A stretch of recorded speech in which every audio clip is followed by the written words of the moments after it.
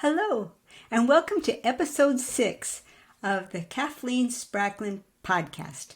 I'm a gal on a mission, and I want to gather a whole group of writers and thinkers and teachers, people who love physical books that you can hold in your hands and love to browse bookstores where you can walk up and down the aisles and actually see the books and talk to the people that own the stores.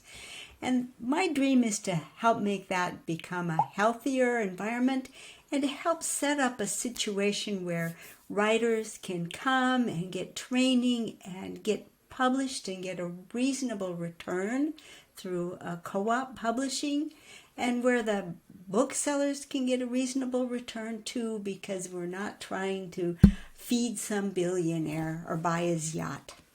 So that's why I'm part of LPC, which is a Lilliputian Publishing Co-op. Well, my corner of Lilliputian Publishing Co-op is I teach writers how to write with emotion. And that is going to enable writers to create writing that their readers will remember forever. And in fact, I'm writing a book about it, and I'll be letting you know about that pretty soon. If you join my mailing list, KathleenSpracklin.com, you can learn all about it.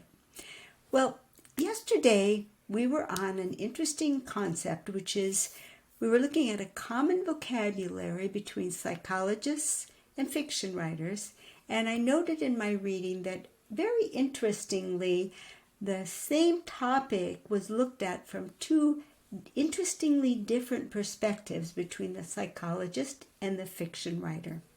Because if you think about it, a psychologist is going to be talking to a person, probably a person who has some needs for growth. Maybe that person is suffering and needs to get some help. And the psychologist has to deduce from talking to the patient and maybe delivering certain assessments, what is the character makeup of that person. And when they are describing it, they're describing how the person is in the hopes that they can get a transformation to help them do better in the future.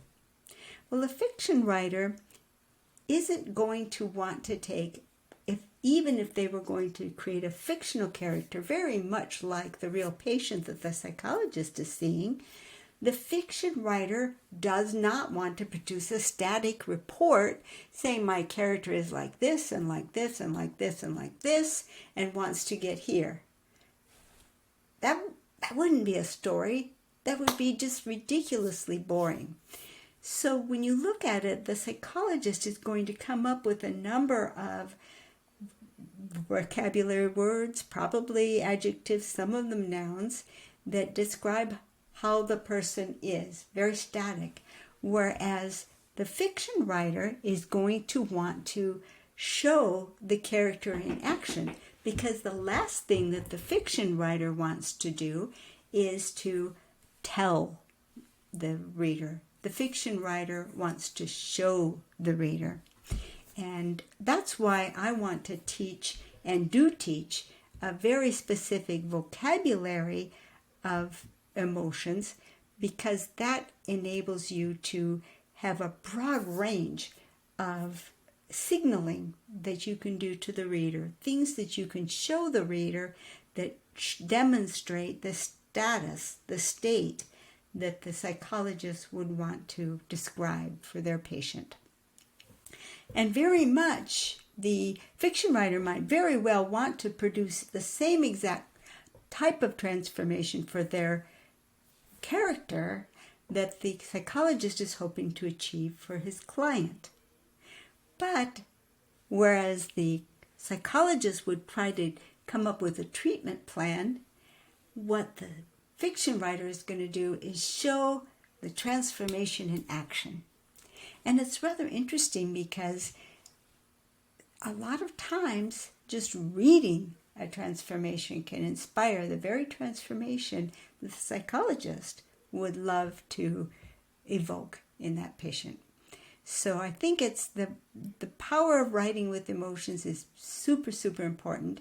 It is important to have it grounded in psychology, because psychologists have spent a fair amount of time discovering and thinking about these things and testing them, but so have philosophers. And goodness gracious, from the time of, Aristotle, Socrates, everyone, they've all, down through the ages, philosophers have talked about how man can lead their best life. And so psychologists don't really have it locked up. And in these days, they're sort of treating it like it's brand new, fresh territory. But the strange thing is, the output of what they come up with turns out to be very similar to what the philosophers have been telling us for literally more than a millennia. So join me as I continue reading deeply in the field of conveying emotions, because that's something that I think renders books very, very interesting. So join my mailing list to keep up with what we're doing and find out when Lilliputian Publishing Co-op is going to be live, and find out when you can get a copy of my book if you're interested. Talk to you tomorrow. Bye-bye.